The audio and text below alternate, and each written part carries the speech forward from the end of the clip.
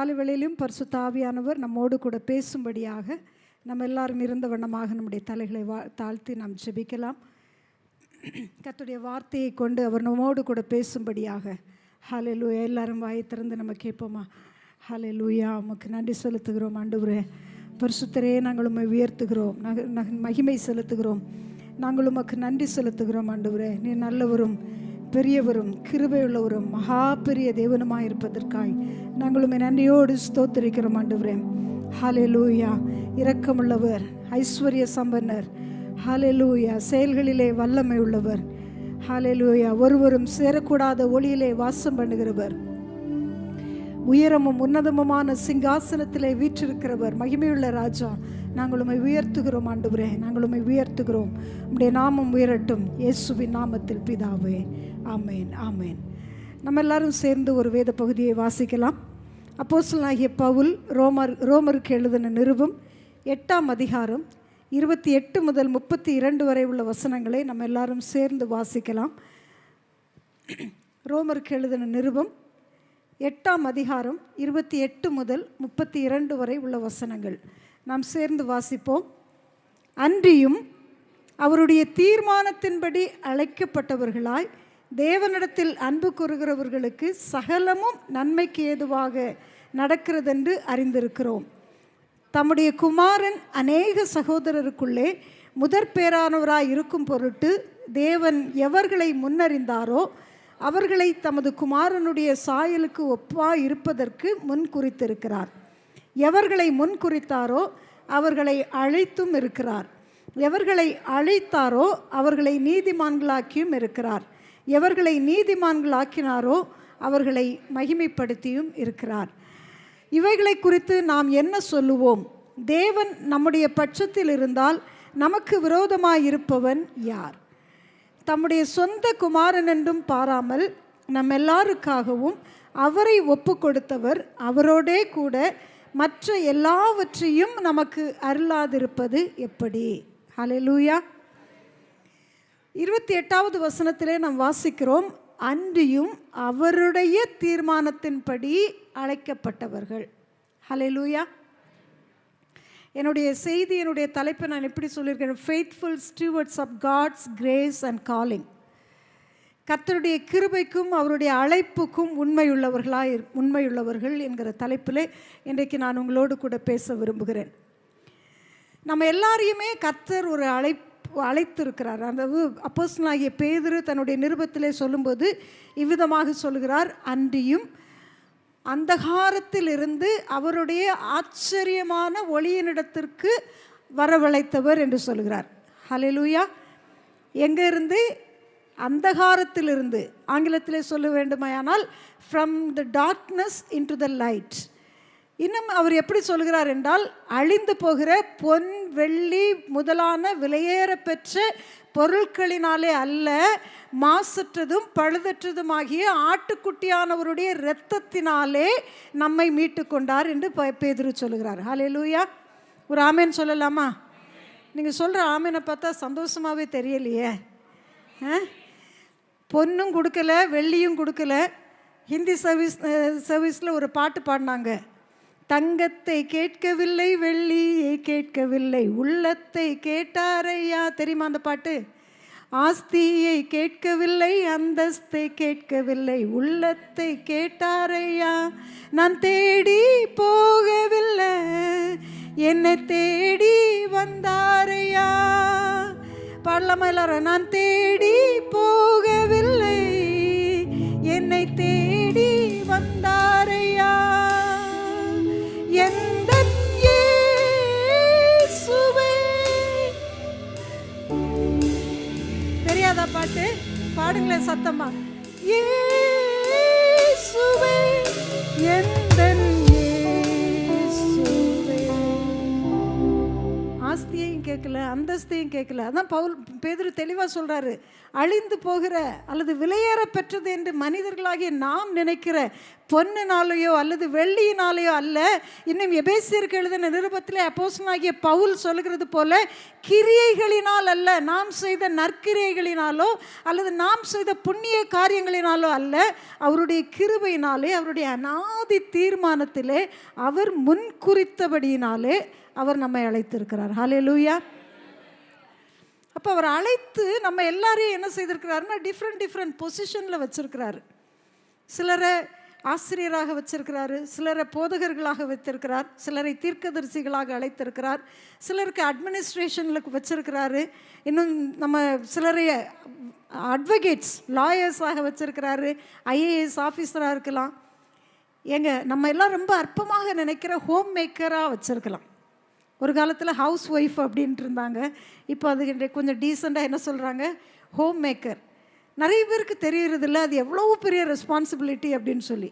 Being a mother, being a father, ஒரு அப்பாவா, ஒரு அண்ணனா, அல்லது ஒரு அம்மாவா, ஒரு சகோதரியா, கர்த்தர் நம்ம எல்லாரையும் டிஃப்ரெண்ட் பொசிஷனில் வச்சுருக்கிறார். ஹல்லேலூயா.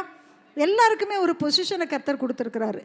நாம் தான் அதில் என்ன செய்கிறோம், ஏற்ற தாழ்வுகள், உயர்வு தாழ்வு என்று சொல்லியெல்லாம் பலவிதமாக பார்த்து கொண்டிருக்கிறோம். ஆனால் இங்கே பவுல் சொல்லும்போது சொல்லுகிறார், அவர் எவர்களை முன் குறித்தாரோ, அந்த வசனத்தை கொஞ்சம் போடுங்க தம்பி, எவர்களை முன் குறித்தாரோ அவர்களை என்ன செய்திருக்கிறாராம், அழைத்தும் இருக்கிறார். தெரிந்து கொண்டிருக்கிறார். எவர்களை தெரிந்து கொண்டாரோ அவர்களை அழைத்தும் இருக்கிறார். எவர்களை அழைத்தாரோ அவர்களை என்னப்படுத்தியும் இருக்கிறாராம், மேன்மைப்படுத்தி மகிமைப்படுத்தியும் இருக்கிறார். நம்ம எந்த இடத்துல இருந்தாலும் அந்த இடத்திலே நம்மை மேன்மைப்படுத்துவதற்காகத்தான் கர்த்தர் நம்மை அழைத்திருக்கிறார். அவருடைய குமாரனுடைய சாயலுக்கு ஒப்பாயிருப்பதற்காக அவர் நம்மை அழைத்திருக்கிறார் என்று சொல்லி நம்ம பார்க்கிறோம்.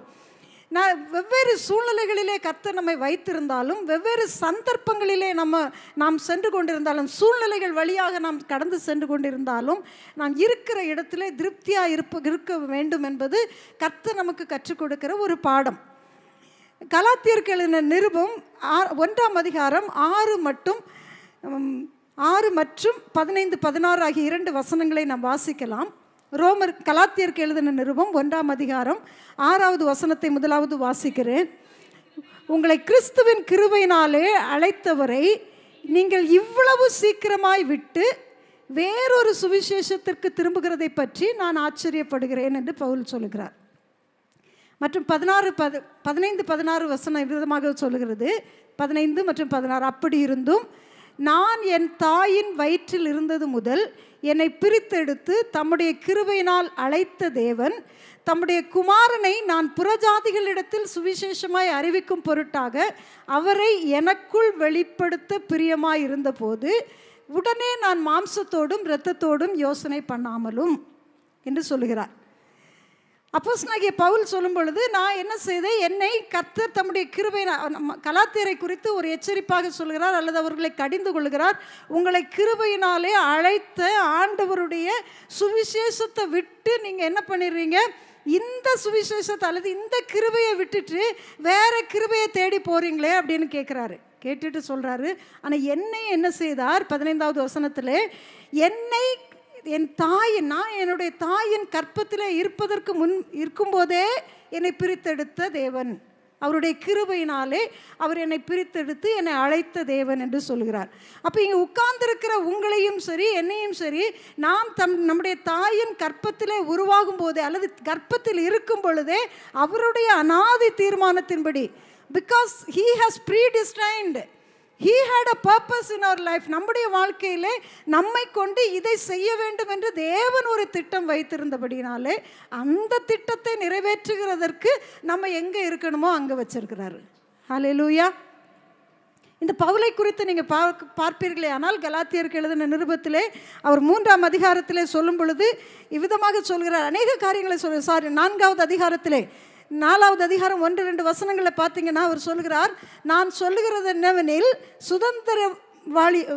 அவரை குறித்து சொல்லும் பொழுது அவர் என்ன சொல்கிறார், நான் யார் தெரியுமா, நான் ஒரு ரோம பிரஜை, நான் ஒரு யூதன், நான் கமாலியலுடைய பாதத்திலிருந்து கற்று தேர்ந்தவன், நான் ஒரு செல்வந்தன், நான் பணக்காரன், நான் படித்தவன்.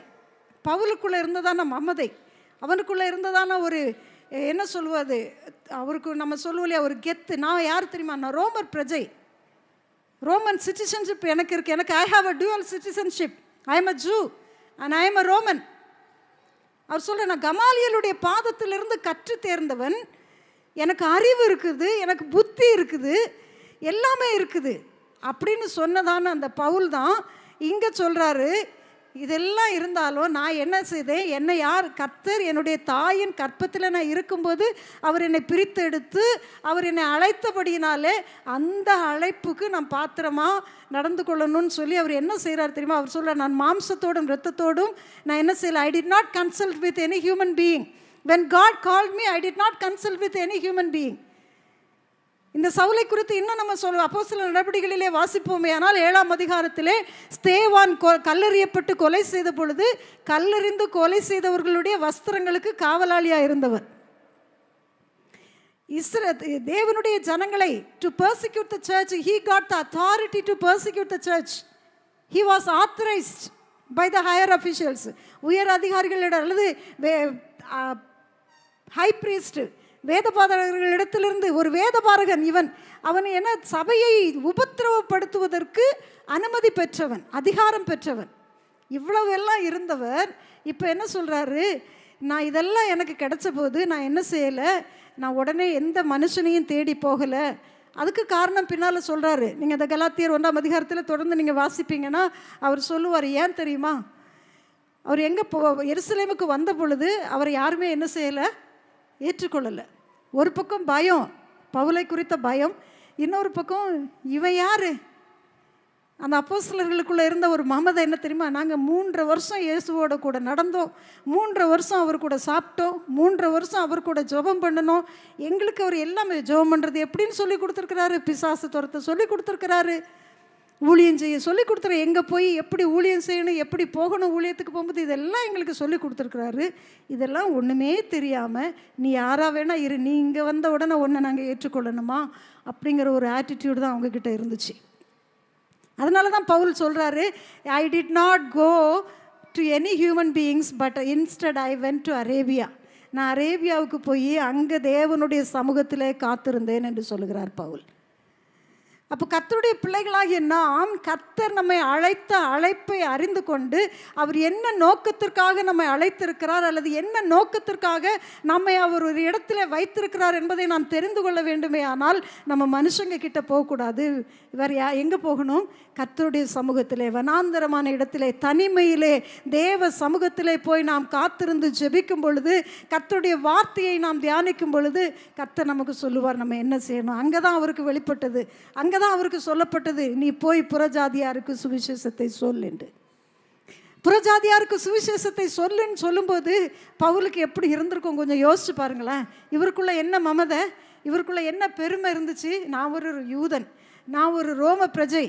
யூதர்கள் புறஜாதியாரை எப்படி நினைத்தார்கள் என்றால் நாய்களுக்கு சமமானவர்கள் என்று நினைத்தார்கள். இங்கே ஆண்டவர் சொல்கிறாரு, நீ நாயின்னு நினச்சிட்டு இருக்கல, அவனுக்கு போய் என்னை பற்றி சொல்லுங்கிறாரு. He's bringing him to that humbleness. அந்த ஒரு தாழ்மைக்கு நேராக ஒரு நடத்த. நீ அற்பமாய் நினைத்த மனிதர்களிடத்தில் நீ போ. இவர்கள் மனிதர்களே அல்ல என்று நீ நினைத்தாய் அல்லவா? ஆனால் நீ பெருமையாக நினச்சிட்டு இருந்த ஓன் ஜனங்கள் என்னை தள்ளி விட்டார்கள், இந்த ஜனங்களிடத்தில் போய் என்னை பற்றி சொல்லுன்னு அவர் சொல்லும் பொழுது இவங்களே ஏற்றுக்கொள்ளலை. இயேசு கிறிஸ்துவோடு 3 வருஷம் இருந்தவங்களே ஏற்றுக்கல.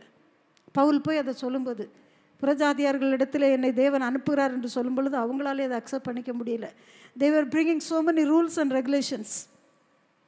எனக்கு பிரியமான தேவஜனமே, மனிதர்களிடத்திலே நாம் போகும் பொழுது ரூல்ஸ் அண்ட் ரெகுலேஷன்ஸோடு வருவாங்க. அநேக டூஸ் அண்ட் டோன்ட்ஸை சொல்லுவாங்க. இப்படி செய், இப்படி செய்யாத, இப்படி இரு, இப்படி இருக்காத, இங்கே போ, அங்கே போகாத, இப்படியெல்லாம் அநேக காரியங்களை சொல்வார்கள்.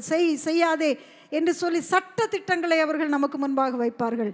ஆனால் கர்த்தருடைய சமூகத்திலே இந்த பவுலை போல தேவன் என்னை அழைத்திருக்கிறார். God has called me. It is God who predestined me. அவருக்கு ஒரு பர்பஸ் இருந்துச்சு, அவருக்கு ஒரு நோக்கம் இருந்தது என்னை குறித்து. அவருக்கு இருந்த அந்த நோக்கத்தை நான் நிறைவேற்றும்படியாக அவர் என்னை அழைத்திருக்கிறார் என்கிற ஒரு நிச்சயம் பவுலுக்கு இருந்தபடியினாலே தான் அவர் தேவ சமூகத்தில் போய் தேவனிடத்தில் கேட்டார், ஆண்டவரே நான் என்ன செய்யணும்னு சொல்லி. உங்களை கர்த்தர் வைத்திருக்கிற ஸ்தானத்திலே நீங்கள் அவருக்கு உண்மையாக இருக்க வேண்டுமே ஆனால், கர்த்தர் உங்களை வைத்திருக்கிற இடத்திலே நீங்கள் அவரை மகிமைப்படுத்த வேண்டுமே ஆனால், அவருடைய ஒத்தாசையும் அவருடைய ஆலோசனையும் உங்களுக்கு தேவை. ஹல்லேலூயா. அப்போ தேவ சமூகத்தை நாடுகிறவர்களுக்கு கர்த்தர் அதை கொடுப்பார். நம்ம அழைப்பு, கர்த்தர் நம்மை அழைத்திருக்கிற அழைப்புக்கு நம்ம உண்மையாக இருக்கணும்னா வச்சிருக்கிற இடத்துல சந்தோஷமாக இருக்கணும். எங்கே வச்சிருக்கிறாரோ கர்த்தர் அங்கே நம்ம சந்தோஷமாக இருக்கணும். அங்கே பேதுருவும் இருப்பார், அங்கே யோவானும் இருப்பார், அங்கே மற்ற சீஷர்களும் இருப்பார்கள், மற்ற அப்போஸ்தலர்களும் இருப்பார்கள். அவர்கள் நம்மை ஏற்றுக்கொள்ளாமலே கூட இருக்கலாம். ஆனால் கர்த்தர் அங்கே வச்சிருந்தா, கர்த்தருடைய திட்டம் நம்மை குறித்து அதுவாக இருந்தால் கர்த்தர் அதை நிறைவேற்றி முடிப்பார். ஹல்லேலூயா. That is where we are called to be. That is where we are destined to be. So Paul அதை தான் சொல்கிறாரு, என்ன கர்த்தர் பிரித்தெடுத்திருக்கிறார். I am set apart for this purpose. யாரை வெறுத்தேனோ, யாரை ஒதுக்கினேனோ, யார் இவர்கள் எனக்கு வேண்டாம் என்று நான் சொன்னேனோ அவர்களுக்கு அவருடைய அன்பை பற்றி சொல்லும்படியாக கர்த்தர் என்னை பிரித்தெடுத்து அவர்கள் நடுவில் தான் கர்த்தர் என்னை கொண்டு போகிறார் என்று அந்த அழைப்பை புரிந்து கொண்டு அந்த அழைப்பை நிறைவேற்றின போது அப்போஸ்தலர் நடபடிகள் 13ஆம் அதிகாரத்திலே அவருக்காக ஒரு பர்னபா இருந்தார். ஹல்லேலூயா. ஏற்றுக்கொள்ளாத பவுலை ஏற்றுக்கொள்வதற்கு, ஏற்றுக்கொள்ளாத பவுலை வழி நடத்துவதற்கு, ஏற்றுக்கொள்ளாத பவுலை தேற்றுவதற்கு, அவருக்கு ஆலோசனை சொல்வதற்கு கர்த்தர் அங்கே ஒரு பர்னபாவை வைத்திருந்தார். ஹல்லேலூயா. எப்போ நீங்கள் உங்கள் அழைப்பை உறுதிப்படுத்தி இதுதான் என்னுடைய அழைப்பு, இதில் தான் கர்த்தர் என்னை வச்சிருக்கிறாரு, இதுதான் ஒரு ஹோம் மேக்கராக இருந்தால் கூட எனக்கு கர்த்தர் கொடுத்த அழைப்பு இதுதான், இங்கே தான் கர்த்தர் என்னை வச்சிருக்கிறார் என்கிற விசுவாசத்தோடு அவருடைய வார்த்தையை விசுவாசித்து நீங்கள் கடந்து முன்னேறி செல்லும் பொழுது அங்கே கர்த்தர் உங்களுக்காக பர்னபாக்களை வைத்திருப்பார். ஹல்லேலூயா. உங்களை தேற்றும்படியாக, உங்களை ஆலோசனை சொல்லும்படியாக, உங்களோடு கூட நடக்கும்படியாக, நீங்கள் போகிற இடத்துக்கெல்லாம் உங்கள் கூட வரும்படியாக கர்த்தர் உங்களுக்கான ஒரு பர்னபாவை அங்கே வைத்திருப்பார். ஹல்லேலூயா. இரண்டாவதாக எபேசியருக்கு எழுதின நிருபம் 1ஆம் அதிகாரம் 16 முதல் 19 வரை உள்ள வசனங்களை நாம் வாசிக்கும் பொழுது எபேசியர் 1:16 முதல் 19 அப்போஸ்தலனாகிய பவுல் எபேசியருக்காக ஒரு விண்ணப்பத்தை அங்கே ஏறெடுக்கிறார், ஒரு ஜெபத்தை பண்ணுகிறார். அந்த ஜெபத்திலே அவர் சொல்லுகிறார், இடைவிடாமல் உங்களுக்காக ஸ்தோத்திரம் பண்ணி என் ஜெபங்களில் உங்களை நினைத்து நம்முடைய கர்த்தராகிய இயேசு கிறிஸ்துவின் தேவனும் மகிமையின் பிதாவுமானவர் தம்மை நீங்கள் அறிந்து கொள்வதற்கான ஞானத்தையும் தெளிவையும் அளிக்கிற ஆவியை உங்களுக்கு தந்தருள வேண்டும் என்றும், தாம் நம்மை அழைத்ததினாலே நமக்கு உண்டாயிருக்கிற நம்பிக்கை இன்னதென்றும், பரிசுத்தவான்களிடத்தில் நமக்கு உண்டாயிருக்கிற சுதந்திரத்தினுடைய மகிமையின் ஐஸ்வர்யம் இன்னதென்றும், தாம் கிறிஸ்துவை மரித்தோரிலிருந்து எழுப்பி அவரிடத்தில் நடப்பித்த தமது பலத்த சத்துவத்தின் வல்லமையின்படியே விசுவாசிக்கிறவர்களாகிய நம்மிடத்திலே காண்பிக்கும் தம்முடைய வல்லமையின் மகா மேன்மையான மகத்துவம் என்னதென்றும் நீங்கள் அறியும்படிக்கு அவர் உங்களுக்கு பிரகாசமுள்ள மனக்கண்களை கொடுக்க வேண்டும் என்றும் வேண்டிக் கொள்கிறேன் என்று சொல்லி ஒரு ஜெபத்தை ஏறெடுக்கிறார். அவர் என்ன சொல்கிறார், தாம் நம்மை 18வது வசனம், தாம் நம்மை அழைத்ததினாலே நமக்கு உண்டாயிருக்கிற நம்பிக்கை இன்னதென்றும், பரிசுத்தவான்களிடத்தில் தமக்கு உண்டாயிருக்கிற சுதந்திரத்தின் மகிமையின் ஐஸ்வர்யம் என்னதென்றும், பரிசுத்தவான்களிடத்திலே உண்டாயிருக்கிற சுதந்திரத்தினுடைய அல்லது மகிமையின் ஐஸ்வர்யம் என்னது, அவருடைய உயிர்த்தெழுதலின் வல்லமையை நாம் அனுபவிக்க வேண்டும் என்பதுதான். ஹல்லேலூயா. இந்த உலகத்தில் வல்லமை இருக்கிற வல்லமையில் எல்லாம் பெரிய வல்லமை என்ன தெரியுமா, மரணத்திலிருந்து ஒரு மனுஷன் உயிரோடு எழும்பி வருது தான். மரித்தவர்களை அநேகர் உயிரோடு எழுப்பியிருக்கிறார்கள். இயேசு கிறிஸ்து உலகத்திலே உயிரோடு மனிதனாக இருந்த பொழுது லாசருவை உயிரோடு எழுப்பினார், மரித்து போனதான சிறு பெண்ணை எழுப்பினார், மரித்து போன வாலிப 400 விதவையின் மகனை எழுப்பினார், எல்லாமே. ஆனால் ஆண்டவர் எழுப்பினார், அவருடைய வல்லமை அது. ஆனால் அவரே மரணத்தை ஜெயித்து அந்த மரணத்தை முறியடித்து மகிமையின் வல்லமையோட உயிர்த்தெழுந்த தேவன். ஹல்லேலூயா. அந்த வல்லமையை பெற்றுக்கொள்ளும்படியாக அல்லது அந்த மகிமையை அனுபவிக்கும்படியாக கர்த்தர் உங்களையும் என்னையும் அழைத்திருக்கிறாராம். ஹல்லேலூயா. பவுல் சொல்கிறார், உங்களை அழைச்சி நான் வச்சிருக்கிற ஒரு இடத்துல வச்சிருக்கிறார் கர்த்தர். எதுக்கு அப்படின்னா, ஒவ்வொரு நாளும் அந்த உயிர்த்தெழுதலின் வல்லமை, கிறிஸ்துவை மரித்தோரிலிருந்து எழுப்பி அவரிடத்தில் நடப்பித்த பலத்த சத்துவத்தின் வல்லமை விசுவாசிக்கிறவர்களாகிய நம்மிடத்தில் என்ன செய்ய வேண்டுமாம், காணப்பட வேண்டும். அந்த வல்லமையை அவர் என்ன சொல்ல, to cherish the hope to which he has called you. உங்களை கர்த்தர் அழைத்ததின் நோக்கம் எதுக்கு என்ன தெரியுமா? அவருடைய உயிர்த்தெழுதலின் வல்லமையை ஒவ்வொரு நாளும் நம்ம அனுபவிக்கணும். நமக்கு வருகிறதான பிரச்சனைகள், நமக்கு வருகிறதான சோர்வுகள், பலவீனங்கள், வியாதி, துன்பகம் நேரங்களிலெல்லாம் நமக்கு என்ன தெரியணும் தெரியுமா? என்னை அழைத்த தேவன் மரணத்தை ஜெயித்து உயிரோடு எழுந்தவர். இந்த வசனத்தை சொல்லணும் ஒவ்வொரு நாளும். தம்மை கிறிஸ்து அல்லது தாம் கிறிஸ்துவை மரித்தோரிலிருந்து எழுப்பி அவரிடத்தில் நடப்பித்த பலத்த சத்துவத்தின் வல்லமையின்படியே எனக்குள்ளும் செய்ய அவர் வல்லமை உள்ளவராயிருக்கிறார். ஹல்லேலூயா. உங்களுக்குள்ளும் எனக்குள்ளும் அப்படி ஒரு பலத்த சத்துவத்தை, பலத்த மகிமையை, வல்லமையை நடப்பிக்க வல்லமையுள்ள தேவன் நம்மை அழைத்திருக்கிறார் என்கிற நம்பிக்கை. ஹல்லேலூயா. பவுல் சொல்கிறார், அதை நான் செரிஷ் பண்ணணும். I have to cherish that. அதை நான் என்ன செய்யணும்? செரிஷ்னு என்னை பத்திரமா வச்சுக்கணும், நான் பாதுகாத்து வச்சுக்கணும். இந்த நம்பிக்கையை நான் ஒரு நாள் என்ன செஞ்சிடக்கூடாது, விட்டுறக்கூடாது என்று சொல்லுகிறார். The riches of his glorious inheritance, அதை நமக்கு கர்த்தர் எப்படி கொடுத்துருக்கிறாரா? சுதந்திரமாக கொடுத்துருக்கிறார். ஆனால் அநேக நேரங்களில் நம்ம என்ன செய்கிறதில்ல, அதை மறந்துடுறோம். இது எனக்கு சுதந்திரம், அவருடைய உயிர்த்தெழுதலின் வல்லமையை நான் அனுபவிக்கிறது எனக்கு கர்த்தர் கொடுத்த சுதந்திரம். ஆனால் வியாதி வரும்போது நம்ம என்ன செஞ்சிடறோம்? மறந்துடுறோம். இது எப்படி தெரியுமா? 10 கோடிக்கு எனக்கு சொத்து இருக்குது, ஆனால் நான் என்ன செய்ய மாட்டேன், அதை அனுபவிக்க மாட்டேன். 10 கோடிக்கு சொத்து கொடுத்தா யாராவது வேண்டான்னு சொல்லுவீங்களா? சொல்லுவோமா? யாராவது இருக்கீங்களா? எனக்கு 10 கோடிக்கு ஒரு சொத்து தந்தீங்கன்னா நான் வேண்டான்னு சொல்கிறவங்க யாராவது இருந்தால் கை தூக்குங்க பார்ப்போம். யாருமே இல்லை. நான் சொல்கிறேன், 10 கோடியில் அதை விட அதிகமாக சொத்து உங்களுக்கு இருக்குது, ஆனால் நீங்கள் என்ன செய்ய மாட்டீங்க? எங்களுக்கு அது இருக்குது, அது பாட்டுக்கு இருக்குது, அதை நான் என்ன செய்ய மாட்டேன், அனுபவிக்க மாட்டேன். யார் வேணால் அனுபவிச்சுட்டு போட்டு, எனக்கு அதில் அனுபவம் வேண்டாம் அப்படிங்கிறேன். அப்படி தான் நம்ம இருக்கிறோம்.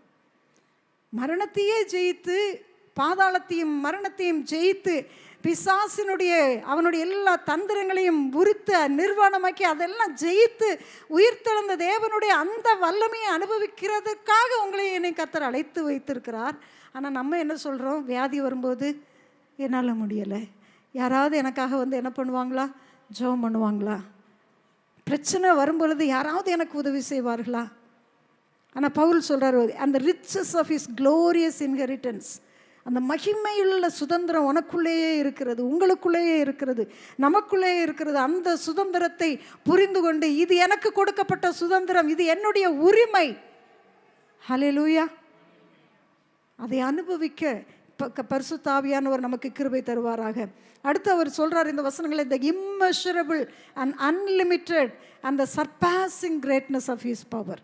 immeasurable, அளவிட முடியாதது. unlimited, அதுக்கு எல்லையே இல்லை. சர்பாசிங் கிரேட்னஸ், இந்த உலகத்தில் உள்ள எந்த ஒரு காரியத்தையும் விட உயர்ந்ததும் சிறந்ததும் அதிகமுமான அவருடைய வல்லமை. ஹல்லேலூயா.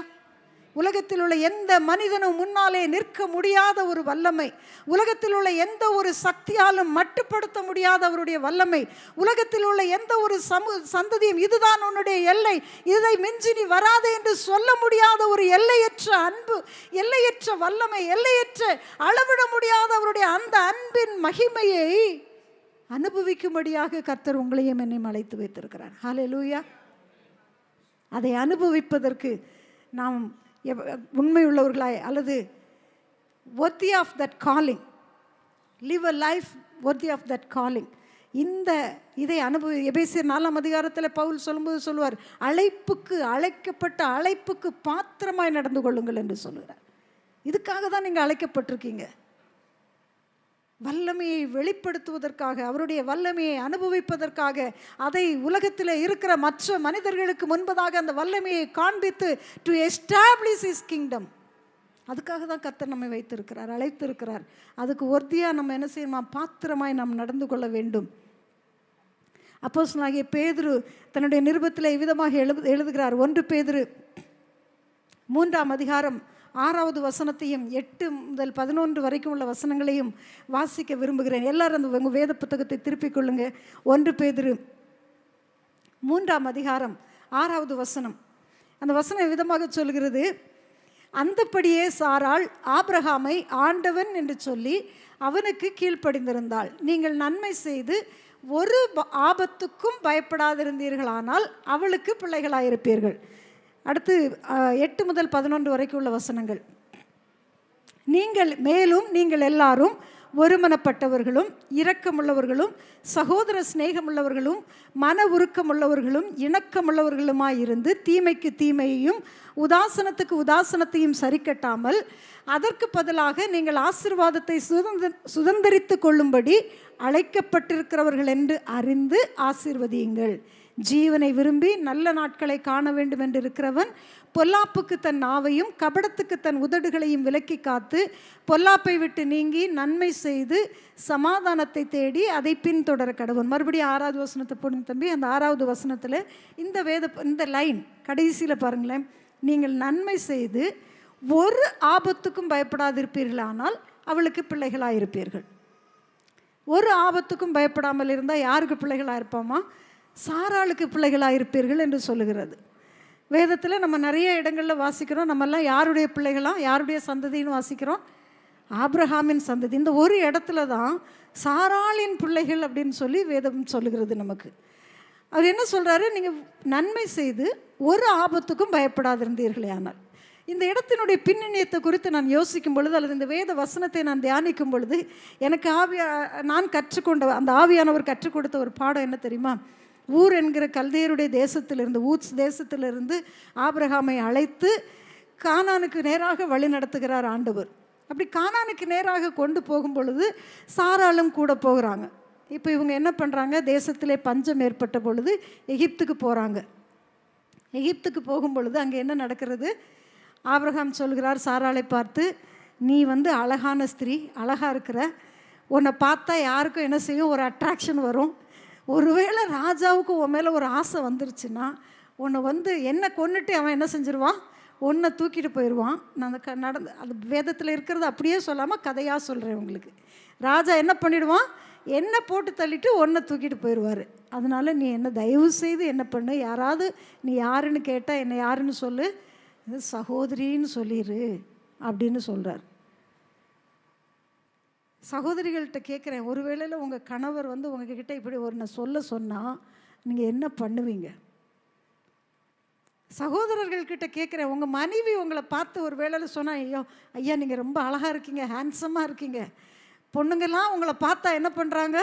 அட்ராக்ட் ஆகிடுறாங்க. அதனால் தயவு செய்து என்ன பண்ணிடாதீங்க, என் மனைவின்னு நீங்கள் என்ன சொல்லாதீங்க, நான் இவளுக்கு அண்ணன் அல்லது தம்பின்னு சொல்லிவிடுங்க, உங்களை பார்த்தா என்னை கொன்னுடுவாங்க அப்படின்னு ஒரு சந்தர்ப்பத்தில் சொன்னால் நீங்களும் நானும் என்ன பண்ணியிருப்போம்? அதை தான் இங்கே பேதுரு சொல்கிறாரு. ஆபத்துக்கு பயப்படாமல் நன்மை செய்கிறாள். யாருக்கு? கணவனுக்கு. அந்த சந்தர்ப்பத்தில் ஒருவேளை அவளுக்கு மனசுக்குள்ளே வலிச்சிருக்கும். இத்தனை வருஷம் இந்த ஆள் கூட நான் நடந்துட்டுருக்கேன், வனாந்தரத்திலையும் காடுகளிலையும் மேடுகளிலையும், இவர் பின்னாலேயே இவரைத்தானே ஆண்டவர் போக சொன்னார், நீர் போகுமையா, நான் இங்கேயே உட்கார்ந்துருக்கிறேன்னு நான் என் மாமனார் வீட்டில் சொகுசாக உட்கார்ந்துருக்காம இவர் பின்னாடியே நான் வந்ததுக்கு பலனா இப்போ இந்த ஆள் என்னை போய் சகோதரின்னு சொல்லுங்கிறாரே அப்படின்னு ஒரு வேளையில் யோசித்தாங்களான்னு தெரியாது, நானாக சொல்கிறேன். ஆனால் சாராள் என்ன பண்ணாங்கன்னு வசனம் சொல்லுகிறது, நன்மை செய்தாங்களாம். ஆபத்துக்கு பயப்படாமல்.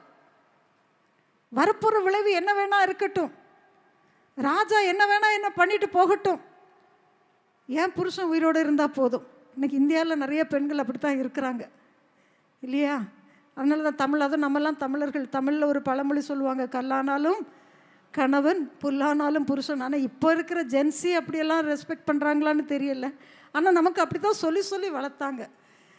இந்த சாரால் அப்படி தான் இருந்தாங்க போல். அதனால தான் சொல்கிறாங்க பயப்படலை. ஏன் அவங்க பயப்படலை தெரியுமா? why she was not scared? because she had the faith, the greater faith than Abraham, I would say.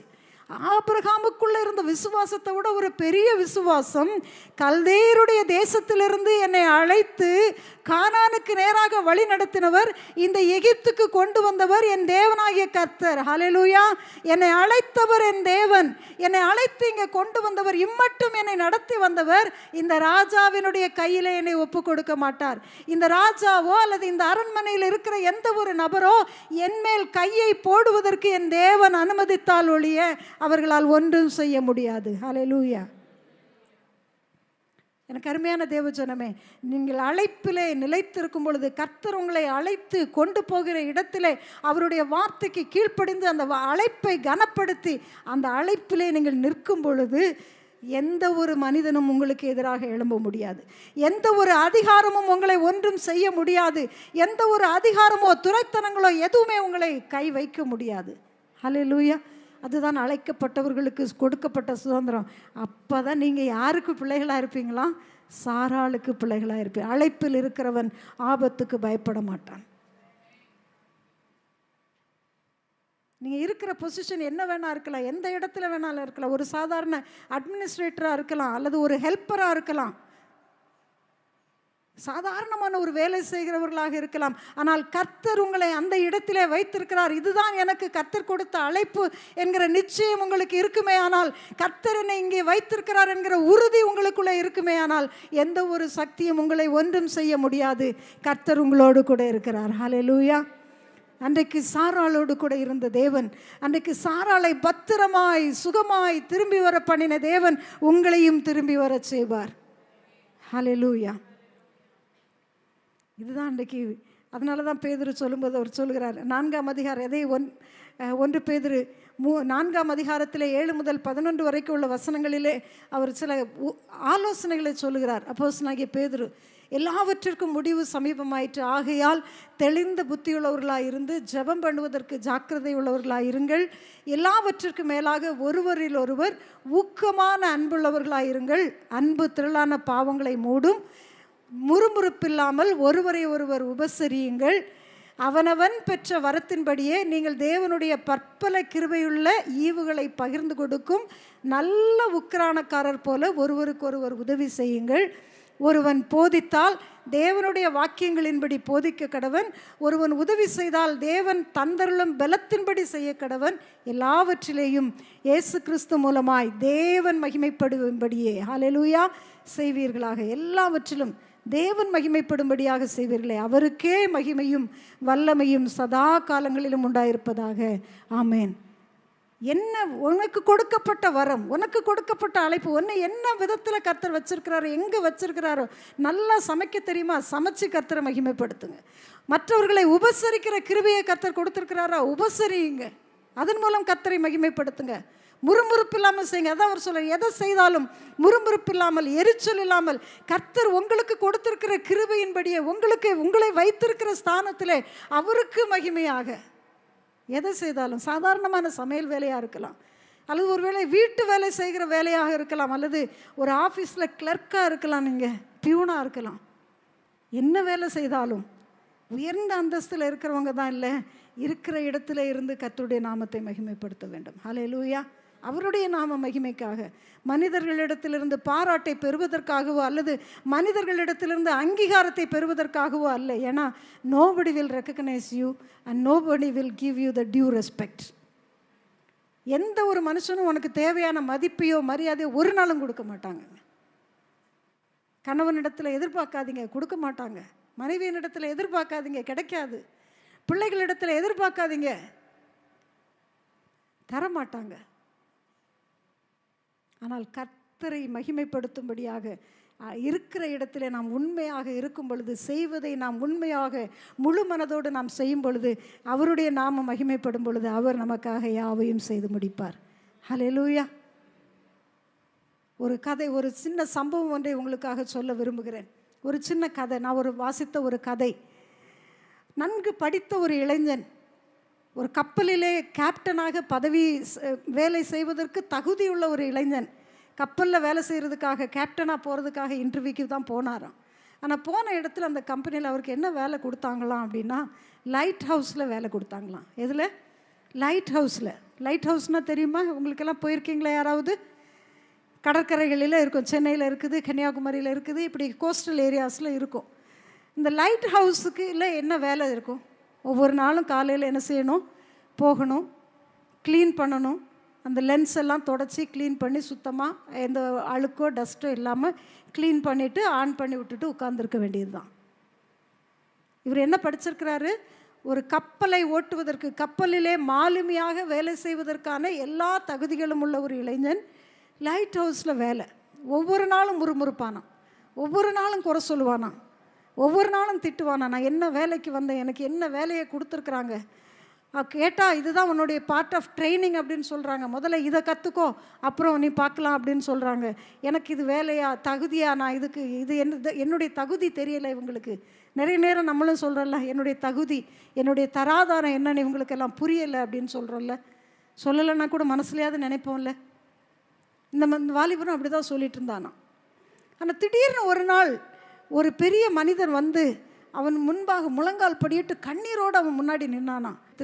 அவருக்கு மகிமையாக, அவரை பிரியப்படுத்தும்படியாக நீங்கள் இருக்கும் பொழுது கர்த்தர் உங்களை ஆசீர்வதிப்பார். அதைத்தான் பேதுரு இங்கே சொல்லுகிறார், நம்மை ஆசீர்வதிக்கும்படியாக கர்த்தர் அழைத்திருக்கிறார். ஹல்லேலூயா. வேற ஒன்றுக்கும் இல்லைங்க. எங்கே கர்த்தர் உங்களை வைத்திருந்தாலும் உங்களை ஆசீர்வதிப்பதே அவருடைய பிரியம், உங்களை ஆசீர்வதிப்பதே அவருடைய நோக்கம். அதனால தான் பவுல் எபேசியருக்கு எழுதின நிருபம் 4ஆம் அதிகாரத்திலே மறுபடியும் பவுல் விதமாக சொல்லுகிறார். 4ஆம் அதிகாரம் 2வது வசனத்திலே சொல்லுகிறார், நான் உங்களுக்கு 1-2 வசனங்களிலே நான் உங்களுக்கு சொல்லுகிறது புத்தி என்னவெனில், நீங்கள் அழைக்கப்பட்ட அழைப்புக்கு பாத்திரவான்களாய் நடந்து மிகுந்த மனத்தாழ்மையும் சாந்தமும் நீடிய பொறுமையும் உடையவர்களாய் அன்பினால் ஒருவரை ஒருவர் தாங்கி சமாதான கட்டினால் ஆவியின் ஒருமையை காத்துக்கொள்வதற்கு ஜாக்கிரதையாயிருங்கள். உங்களுக்கு உண்டான அழைப்பினாலே ஒரே நம்பிக்கைக்கு அழைக்கப்பட்டிருக்கிறீர்கள். ஹல்லேலூயா. நம்ம அழைக்கப்பட்டிருக்கிற ஒரே நம்பிக்கை நாம் ஆசீர்வதிக்கப்படுவதற்காக. ஹல்லேலூயா. அவருடைய உயிர்த்தெழுதலின் சாயலையும் அவருடைய உயிர்த்தெழுந்த வல்லமையையும் அனுபவிப்பதற்காக, அதை உலகத்திற்கு வெளிப்படுத்துவதற்காக கர்த்தர் நம்மை அழைத்திருக்கிறார். அதை நாம் சமாதானத்தோடே காத்துக்கொள்வோம். கர்த்தர் நம்மை ஆசீர்வதிக்கட்டும். ஹல்லேலூயா. நம்ம எல்லாரும் எளிமை நின்று ஜெபிக்கலாம். அப்போஸ்தலனாகிய பவுல் சொன்னது போல அவருடைய மகிமையான அந்த சுதந்திரத்தை, உயிர்த்தெழுதலின் வல்லமையினால் உண்டாகிற அந்த சுதந்திர மகிமையை சுதந்திரிக்கும்படியாய் கர்த்தர் நம்மை அழைத்திருக்கிறார். immeasurable and unlimited surpassing greatness of his power. அவருடைய அந்த வல்லமையை அனுபவிக்கும்படியாக, அந்த வல்லமையை உலகிற்கு வெளிப்படுத்தும்படியாக, உலகத்திற்கு நாம் இருக்கிற இடத்திலே அவருடைய வல்லமையை பிரசித்தப்படுத்தும்படியாக, அவருடைய வல்லமையை நாம் மற்றவர்களுக்கு கொடுக்கும்படியாக கர்த்தர் நம்மை அழைத்து வைத்திருக்கிறார். அந்த அழைப்பிலே தாழ்மையோடு, அமைதியோடு, பொறுமையோடு ஆண்டவருடைய சமூகத்தில் நாம் காத்திருக்கும் பொழுது கர்த்தர் நம்மை வழி நடத்துவார். ஹல்லேலூயா. எல்லாரும் ஆண்டவருடைய சமூகத்தில் நம்ம ஜெபிக்கலாமா? ஒருவேளை உங்களை அழைத்து வைத்திருக்கிற அழைப்பை குறித்து உங்களுக்கு சந்தேகம் இருக்கலாம், அல்லது உங்களுக்கு அதை குறித்த பயம் இருக்கலாம், நிச்சயமற்ற தன்மை இருக்கலாம். இன்னைக்கு ஆண்டவருடைய சமூகத்தில் சொல்லுங்க, ஆண்டவரே, என்னை என் தாயின் கற்பத்திலே நான் இருக்கும் பொழுதே உம்முடைய அநாதி தீர்மானத்தின்படி நீர் முன்குறித்து நீர் என்னை தெரிந்து கொண்டு என்னை நீர் அழைத்த அழைப்புக்காக உமக்கு நன்றி என்று சொல்லுங்க. முதலாவது, அந்தகார இருளிலே இருந்த என்னை உம்முடைய ஆச்சரியமான ஒளியினிடத்திற்கு நீர் கொண்டு வந்த உம்முடைய அழைப்புக்காக நன்றி என்று சொல்லுவோம். ஆண்டவருடைய சமூகத்தில் கரங்களை உயர்த்தி உம்முடைய உயிர்த்தெழுதலின் வல்லமையை அனுபவிக்கும்படியாக, அந்த அளவிட முடியாத, எல்லை இல்லாத, எல்லைக்குள் மட்டுப்படுத்த ஒரு சக்தியாலும் மட்டுப்படுத்த முடியாத அந்த வல்லமையை என்னுடைய வாழ்க்கையில நான் அனுபவித்து அதை மற்றவர்களுக்கும் என் மூலமாக கொண்டு செல்வதற்காக என்னை அழைத்திருக்கிறீங்களே ஆண்டவரே, அதற்காக உமக்கு நன்றி என்று சொல்லுவோமா?